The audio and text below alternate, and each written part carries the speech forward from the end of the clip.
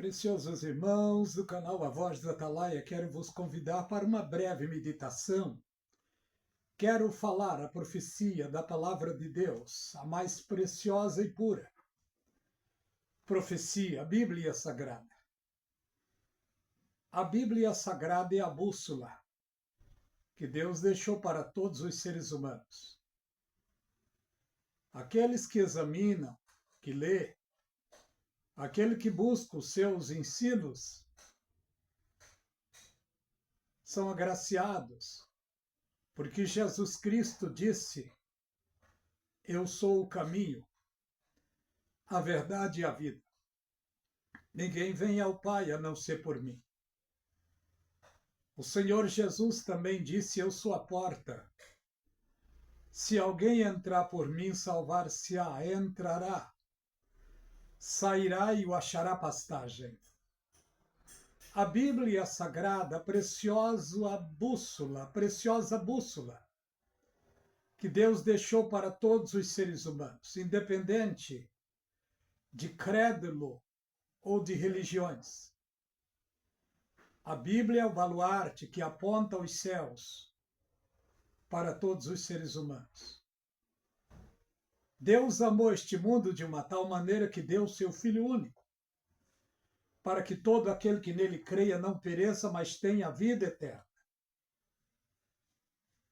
A coisa mais importante é o ser humano acreditar na palavra de Deus.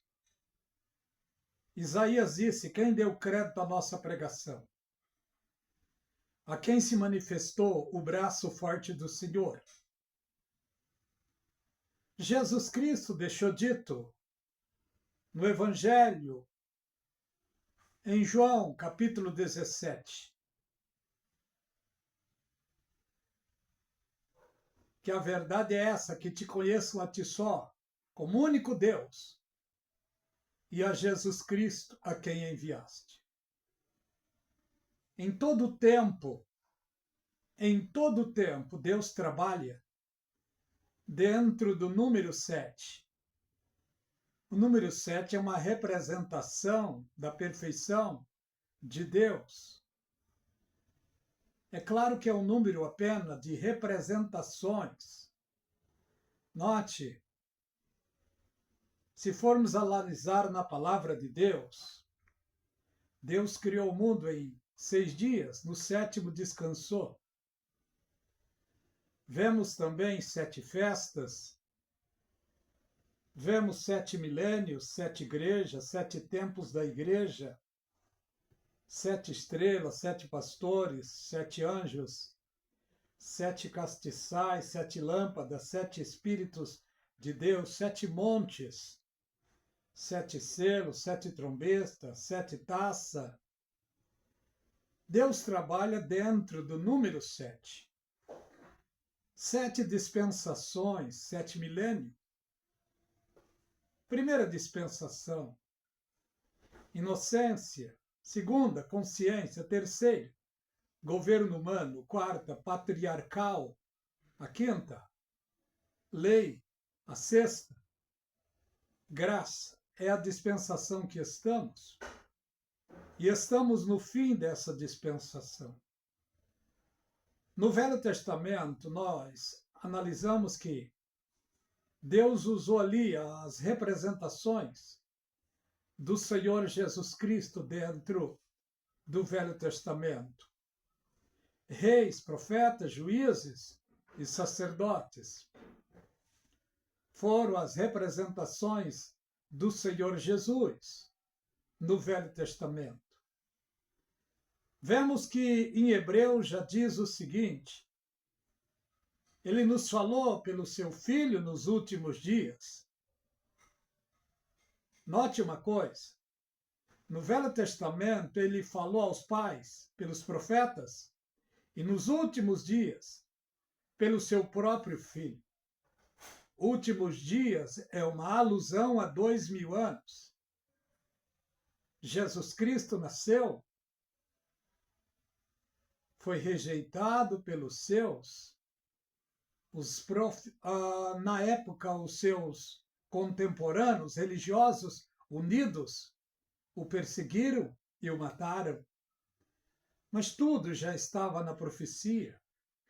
Isso tinha que acontecer. Vemos na palavra de Deus que em todo o Velho Testamento foi pregado o evangelho do reino, o reino milenial. Para os santos do Velho Testamento não foi prometido os céus, foi prometido a terra, o milênio, o domínio da terra para eles. Jesus Cristo nasce debaixo do Velho Testamento e Jesus Cristo mesmo pregou o evangelho do reino para os judeus, porque ele estava tratando com os judeus.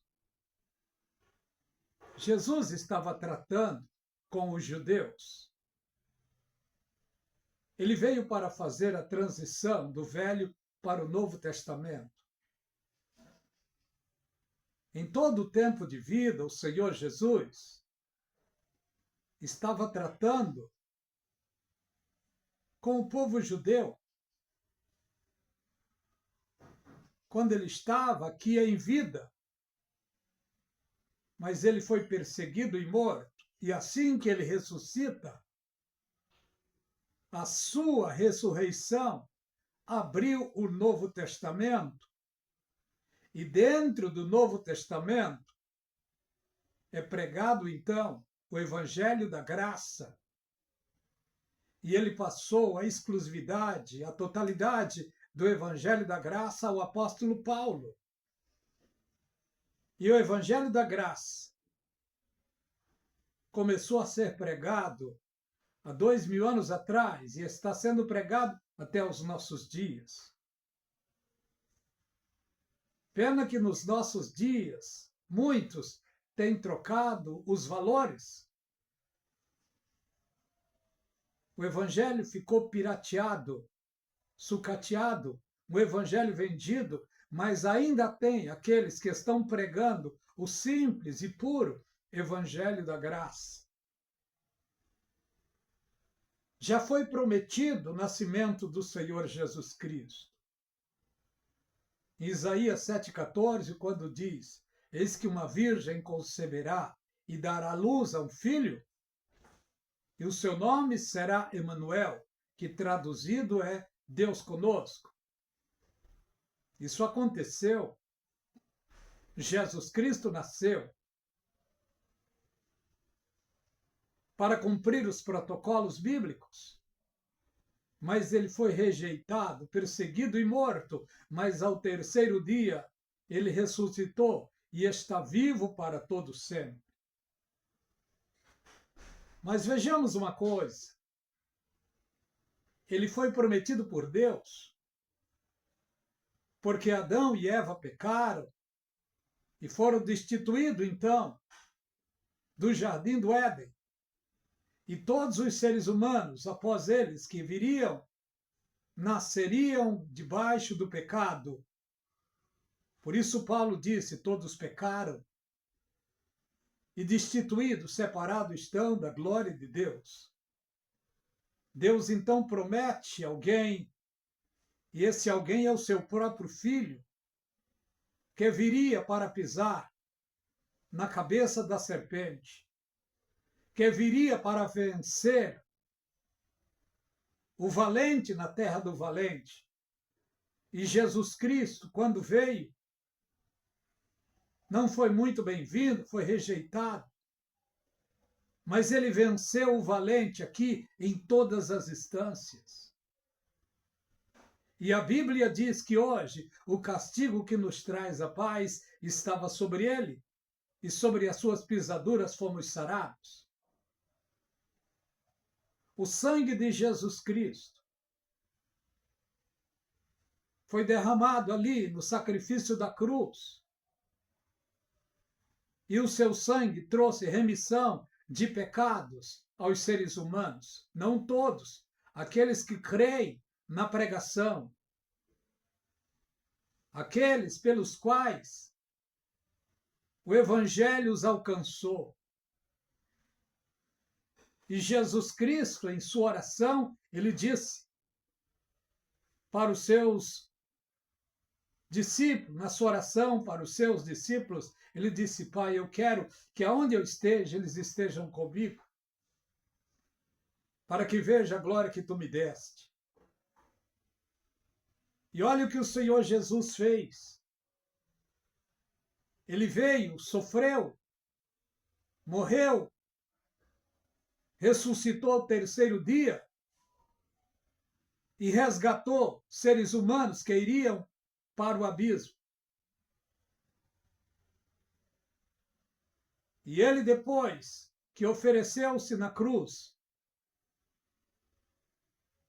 ele então ressuscita ao terceiro dia e vive aqui 40 dias ainda, fazendo as obras que Deus tinha para fazer antes de subir para a glória. 40 dias se cumpre, ele então subiu para a glória de Deus. E quando ele sobe, 2 anjos descem dizendo: varões Galileu, por que estão olhando para cima? Aquele que de entre vós subiu há de descer, e ele não desceu ainda. Ele estava falando exclusivamente da segunda vinda. Porque a segunda vinda não é para a igreja, é exclusiva para o povo judeu. Para a igreja não é Jesus que vem, é ela que vai. Para a igreja, Jesus tem esse mistério, e esse mistério ele revelou ao apóstolo Paulo. Não foi revelado aos profetas, aos sacerdotes, não foi revelado a nenhum rei, a nenhum juiz, e nenhum dos apóstolos que andaram com ele pessoalmente aqui. Foi revelado exclusivamente ao último apóstolo, o apóstolo Paulo, o mistério para a igreja. E o apóstolo Paulo disse: eis que vos digo o mistério. Nem todos dormiremos, mas todos seremos transformados num abrir e fechar de olhos. A igreja do Senhor Jesus tem protocolos diferentes aos protocolos para com o povo judeu. Os protocolos para a igreja é diferente. Os protocolos para a igreja é ouvir a pregação e acreditar na pregação e batizar-se em nome do Pai, do Filho e do Espírito Santo e servir a Deus em novidade de vida, aguardando o arrebatamento. A mais preciosa esperança que a igreja tem é o arrebatamento. Não é o milênio. Milênio é para judeu, para a igreja é arrebatamento. Por isso a Bíblia nos aconselha a estar sóbrio e vigilante. Esse é o conselho de Deus através de Cristo para a igreja. A igreja, ela é aqui tipificada pela noiva. Ela é tipificada pelo corpo de Cristo. E o Espírito de Cristo, que veio 50 dias depois da sua morte, ele veio para morar, para habitar dentro do seu próprio corpo que está na terra, que é a igreja. Para o judeu, Jesus vem em sua segunda vinda. Para a igreja, Jesus vem através da sua visitação espiritual. O Senhor Jesus, em sua palavra, ele deixou escrito para o seu povo, para a sua igreja: não se turbe o vosso coração, credes em Deus, credes também em mim. Porque na casa do meu Pai há muitas moradas. Se não fosse assim, eu vos teria dito: vou preparar-vos lugar, e se eu for e vos preparar, virei outra vez para que onde eu esteja, estejai-vos também. Foi Jesus que disse. Para o povo judeu é diferente. Para o povo judeu, 7 anos depois do arrebatamento da igreja, Jesus Cristo estará voltando pessoalmente. E a Bíblia já nos adverte dizendo: ai dos que aguardam o dia do Senhor, porque será dia de trevas, será dia de dor, de densas trevas. A palavra de Deus é muito clara. Deus tem compromisso para com o povo judeu, mas antes ele cumprirá os protocolos que ele tem para com a igreja. A igreja, o corpo do Senhor Jesus na terra, e dentro desse corpo está o seu espírito.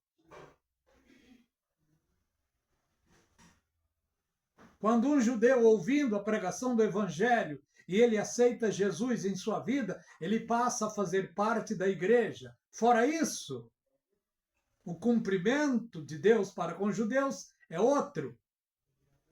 O cumprimento de Deus para com a igreja é diferente. Para a igreja é céus, para com os judeus é terra.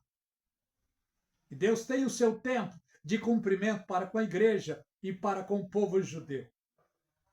É apenas uma pequena meditação. Queridos irmãos, que Deus abençoe a cada um de vocês. Se vocês gostarem, dê o seu like, se inscreva no canal A Voz do Atalaia.